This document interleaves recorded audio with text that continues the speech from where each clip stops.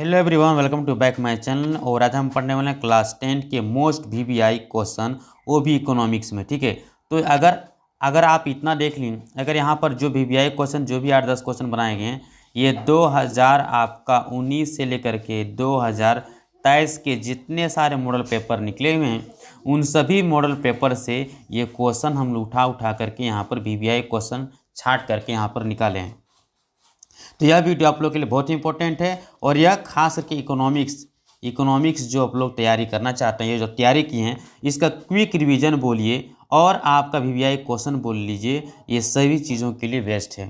तो चलिए, जो आपका 2 मार्क्स के लिए ही आप लोग के लिए क्वेश्चन आया है। तो सबसे पहला क्वेश्चन, थोड़ा इसको जूम कर लेते हैं।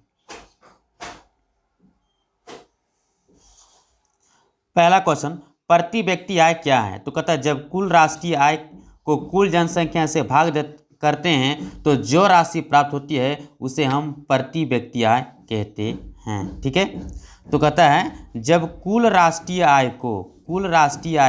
नेशनल इनकम को आप कुल जनसंख्या से भागते हैं तो जो आपका रिजल्ट आएगा वो आएगा प्रति व्यक्ति आय। दोस्तों याद रखना कि इसी को हम औसत आय भी कहते हैं। सेकेंड क्वेश्चन, पर्यावरण में गिरावट के कुछ ऐसे उदाहरण की सूची बनाएं जो अपने आसपास को देखते हैं, है ना, जो आप अपने आसपास में देखते हैं। तो सबसे पहला हम ये देखते हैं कि पेड़ों की अंधाधुंध कटाई हो रही है, और दूसरा ये देखते हैं कि प्लास्टिक से बनी वस्तुओं का प्रयोग हो रहा है, और तीसरा शहरों की नालियों को नदियों एवं तालाबों में बहाना, शहरों का जो नली है उसको नदियों या तालाबों में बहा देना, और चौथा ये देखते हैं कि कारखानों से जो निकलते हैं धुएं, ये सभी चीज़ पर्यावरण को क्या करते हैं, थोड़ा सा नुकसान करते हैं। नेक्स्ट क्वेश्चन नंबर 3 दोस्तों, कहता है सार्वजनिक क्षेत्र क्या है? Most VVI question. जिस क्षेत्र की अधिकांश परिसंपत्तियां पर सरकार का नियंत्रण होता है, अगर मान लीजिए कोई सेक्टर है, रेलवे है, डाकघर है, अगर उस पर सरकार का नियंत्रण है तो उसे सार्वजनिक क्षेत्र कहते हैं। अगर प्राइवेट का नियंत्रण है तो उसे हम प्राइवेट सेक्टर कहते हैं। मतलब अगर एक कोई निजी व्यक्ति, निजी संस्था का सेक्टर होगा तो उसे हम निजी क्षेत्र कहते हैं। यहाँ पर थोड़ा सा निजी क्षेत्र के बारे में थोड़ा सा डिस्कस कर लेते हैं। नेक्स्ट क्वेश्चन बात में दोस्तों, संगठित क्षेत्र किसे कहते हैं? तो जहाँ कहता है वैसे जगह जहाँ पर नौकरी की शर्तें निश्चित है, फिक्स है, नौकरी का शर्त आपका फिक्स है कि भैया नौकरी का इतना साल तक आपको नौकरी दिया जाएगा, नहीं हटाया जाएगा, कुछ भी करके फिक्स है। काम करने का घंटा फिक्स है, 12 घंटा करना है कि 24 घंटा करना है कि 8 घंटा करना है, ये चीज़ आपको पहले बता दिया जाएगा कि आपको कभी भी करना होगा। जरूर नहीं कि आपको 6 घंटा करना है, कोई आपका पोस्ट में 6 घंटा करना है, कोई पोस्ट में आपको 12 घंटा कोई करना, कोई पोस्ट आपको 24 घंटा करना। मान लीजिए कोई आर्मी लोग या सेना लोग काम करते हैं, उसका 24 घंटा ड्यूटी रहता है, कभी भी आपको फोन से जाना पड़ेगा। तो यहाँ पे काम करने का जो समय हो वो निश्चित कर दिया गया। तो भविष्य निधि, भविष्य में आपको क्या मिलने वाला है, रिटायरमेंट हो, पेंशन हो, यानी छुट्टी के भत्ते मिलेंगे, रविवार छुट्टी यानी छुट्टी, फेस्टिवल छुट्टी जो मिलेंगे, ये हो गया आपका संगठित। यानी सरकारी को संगठित बोल लीजिए और प्राइवेट को आप बोल लीजिए असंगठित। ठीक है, ऐसे समझ सकते हैं। आपको यहाँ पर ये क्वेश्चन भी पूछ सकता है कि संगठित और असंगठित में क्या अंतर है, तो इसे भी आप जरा देख लेंगे। ठीक है, मुद्रा को परिभाषित करें। कहता मुद्रा एक विनिमय का माध्यम है जिससे किसी वस्तु को आसानी से क्रय विक्रय करते हैं और इसे हर कोई लेना पसंद करता है, जिसे हम क्या कहते हैं दोस्तों, मुद्रा कहते हैं। नेक्स्ट क्वेश्चन, उदारीकरण से आप क्या समझते हैं? सरकार द्वारा अवरोधक तथा प्रतिबंध को हटाने की प्रक्रिया को उदारीकरण कहते हैं। सरकार ने जो व्यापार पर प्रतिबंध लगाया, आयात निर्यात पर, ठीक है, और उसे हटाने का जो प्रोसेस है उसी को हम उदारीकरण कहते हैं। नेक्स्ट क्वेश्चन कहता है विदेशी निवेश किसे कहते हैं? निवेश, सबसे पहले निवेश का मतलब तो परिसंपत्तियों पर खर्च की गई मुद्रा को हम निवेश कहते हैं, निवेश अगर पूछे तो। लेकिन विदेशी निवेश पूछ रहा है दोस्तों, तो विदेशी निवेश का मतलब बहुराष्ट्रीय कंपनी द्वारा परिसंपत्तियों पर खर्च की गई मुद्रा को हम विदेशी निवेश कहते हैं, जैसे मशीन, भवन इत्यादि। ठीक है, परिसंपत्तियों, उपकरणों, मशीन, भवन इत्यादि पर जो खर्च करता है। जैसे मान लीजिए जियो कंपनी है, अगर ये अमेरिका में अपना नेटवर्क या टावर बिछाती है, ठीक है, और वहाँ पर अपना ये पैसा खर्च कर ज़मीन लेती है, वहाँ पर ऑफिस खोलती है, तो इसके लिए क्या हो जाएगा दोस्तों, विदेशी निवेश हो जाएगा। नेक्स्ट है मुद्रा के 2 कार्य लिखे हैं। तो पहला तो भैया वस्तु को खरीदने में, और दूसरा बचत के रूप में रखने में, और तीसरा और भी है क्या, तो हम किसी को मजदूरी भुगतान, किसी को पेमेंट करने में इसका उपयोग करते हैं। चलिए, कहता है व्यापार अवरोधक से क्या तात्पर्य है? तो सरकार द्वारा व्यापार में लगाए गए प्रतिबंध को हम व्यापार अवरोधक कहते हैं। मतलब व्यापार में जो बैरियर लगा दिया है, ठीक है, कि भैया आप ना खरीद सकते हैं ना बेच सकते हैं, आपको चीन या जापान या पाकिस्तान में सामान नहीं बेचना है। एक प्रकार का ये अवरोधक ही तो है, व्यापार का अवरोधक तो है।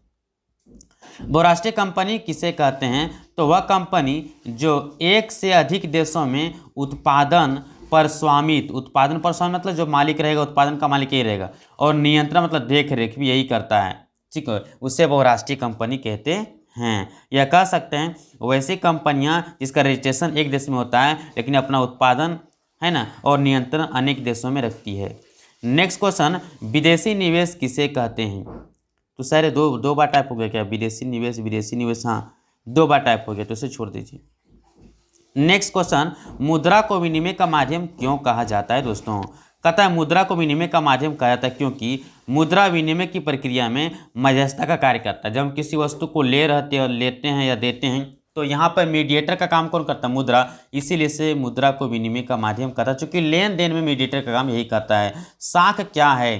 तो भरोसा या विश्वास या भरोसा होता है जिसमें कर्ज देने वाला व्यक्ति, जो व्यक्ति कर्जा दे रहा है किसी दूसरे व्यक्ति को, एक व्यक्ति है ये दूसरे व्यक्ति को कर्ज दे रहा है, ठीक है, ये इस भरोसा पर दे रहा है कि ये हमें एक निश्चित समय के बाद वापस कर देगा, उसे हम क्या कहते हैं? साख कहते हैं। मतलब जब कर्ज देने वाला इंसान व्यक्ति दूसरे व्यक्ति को वस्तु या मुद्रा इस विश्वास पर देता है कि वह एक फिक्स समय के बाद आप वापस कर दे, उसे साख कहते हैं। अब ऐसा तो थोड़ा नहीं कि आप ऐसा हम बोले कि हाँ दे देंगे, ऐसे करके आप थोड़ा ना कि सर्दियों में 50 साल 100 साल पार कर दीजिए, पता नहीं चलेगा कि कहिया मिलेगा नहीं मिलेगा, कुछ फिक्स टाइम है नहीं, वैसा नहीं। मतलब फिक्स उसका निश्चय होना चाहिए कि हाँ 5 साल के बाद 5 दिन के बाद मिल ही जाएगा।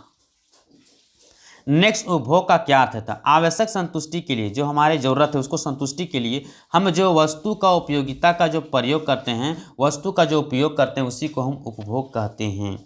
नेक्स्ट क्वेश्चन, बांध के क्या लाभ हैं? बांध, तो बांध जिसको बोलते हैं भरोसे परियोजना, बिजली उत्पादन करने में, बाढ़ को रोकने में और सिंचाई करने में, मछली पालन में, घरेलू कार्य में, वो नौका चालन में इत्यादि में हम इसका प्रयोग करते हैं। किस क्षेत्र को कृषि या सहायक क्षेत्र भी कहते हैं? दोस्तों प्राथमिक क्षेत्र को। नेक्स्ट क्वेश्चन बढ़ते हैं हम लोग, परछन बेरोजगारी किसे कहते हैं?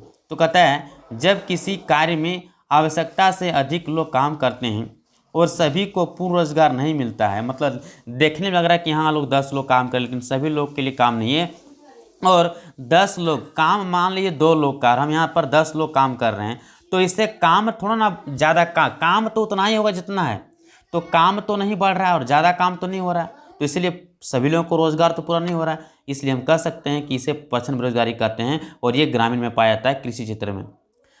ऋण से क्या तात्पर्य? तो ऋण का अर्थ होता है कर्ज, जो कुछ शर्तों पर, कुछ कंडीशन पर जरूरतमंद लोगों को दिया जाता है ताकि वह अपनी जरूरतों को पूरा कर सके, उसे हम ऋण कहते हैं। सेवा क्षेत्र किसे कहते हैं? तो जो प्राथमिक तथा द्वितीय क्षेत्र को सेवा प्रदान करे उसे सेवा क्षेत्र कहते हैं। बैंक में जमा की गई राशि को मांग मुद्रा क्यों कहते हैं? क्योंकि इसे मांग के जरिए निकाला जाता है, मतलब मांग करने पर ही आपको मिलेगा, बिना मांगे नहीं मिलेगा, इसीलिए इसको मांग मुद्रा भी कहते हैं। नेक्स्ट क्वेश्चन, अतिरिक्त मुद्रा वाले लोगों और जरूरतमंद लोगों के बीच बैंक किस तरह मध्यस्थता प्रदान करता है? तो भैया बैंक 2 तरह के लोग जाते हैं, एक जिनके पास एक्स्ट्रा पैसा होता है, दूसरा जिसे पैसे की जरूरत रहती है। तो बैंक इन दोनों के बीच मीडिएटर का काम करता है, क्योंकि जिसके पास अधिक पैसा है ना, वो बैंक में जमा कर देता है और बैंक उसे ब्याज देती है, लेकिन थोड़ा कम देती है लेने वालों की तुलना में। जिससे वो ब्याज लेती है बैंक, है ना, और आपको देती है, तो लेने वाला से आपको थोड़ा सा कम देगा, ठीक है। अब जिसे धन की जरूरत है बैंक उससे ऋण दे देगा, कर्जा दे देगा, लेकिन थोड़ा सा ऊंची ब्याज दर पर, ठीक है। मान लीजिए 2 व्यक्ति, एक मिनट, ये 2 व्यक्ति हैं, इसके पास अधिक पैसा है, इसके पास कम पैसा है, तो ये गया, ये है बैंक, ये पैसा जमा कर दिया 10,000 रुपया, ठीक है। और ये जो है बेचारा लेने वाला, इसको पैसे की ज़रूरत है, ये बैंक गया, है ना, और ये यहाँ करके ये 10,000 रुपये कर्जा मांगा बैंक को कि भैया हमें बैंक में पैसा चाहिए, पैसा दे दीजिए। तो बैंक ने कहा ठीक है तुम 10,000 रुपये हमसे पैसा ले लो, लेकिन बोला शर्त क्या है? बोला शर्त ये कि 10,000 आपको देंगे, लेकिन हम आपसे 2% लेंगे। कितना लेंगे? 2%।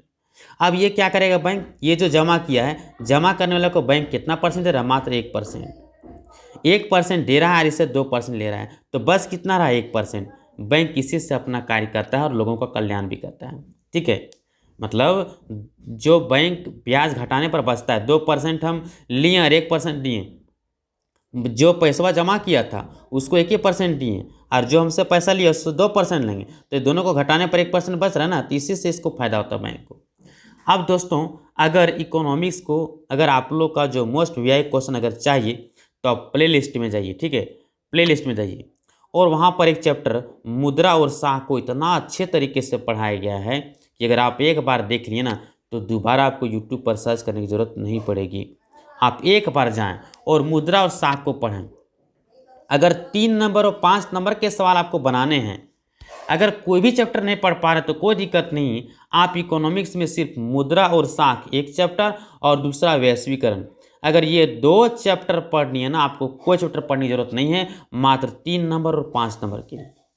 3 नंबर और 5 नंबर के लिए 2 ही चैप्टर आपके लिए काफ़ी है, मुद्रा साख और वैश्वीकरण। ठीक है, 5 नंबर के लिए तो रामबाण है। तो मुद्रा और साख के लिए हम वीडियो नहीं ला रहे हैं क्योंकि इस पर हम पहले से अपलोड कर चुके हैं। तो आप जाएं प्लेलिस्ट में, इकोनॉमिक्स का प्लेलिस्ट बना होगा, उसमें जाएं और जाने के बाद वहाँ मुद्रा और साख एकदम इतने अच्छे तरीके से पढ़ाया गया, इसको आप एक बार देख लें। ठीक है, और हो सकता है कि अब आप लोग को वीडियो जो है ना मिल पाए, लेकिन रात को लाइव क्लास है ना, रात को आप लोग को 7:30 तक आप लोग को क्लास दिया जाएगा। तो चलिए मिलते हैं इसमें, तब तक के लिए धन्यवाद।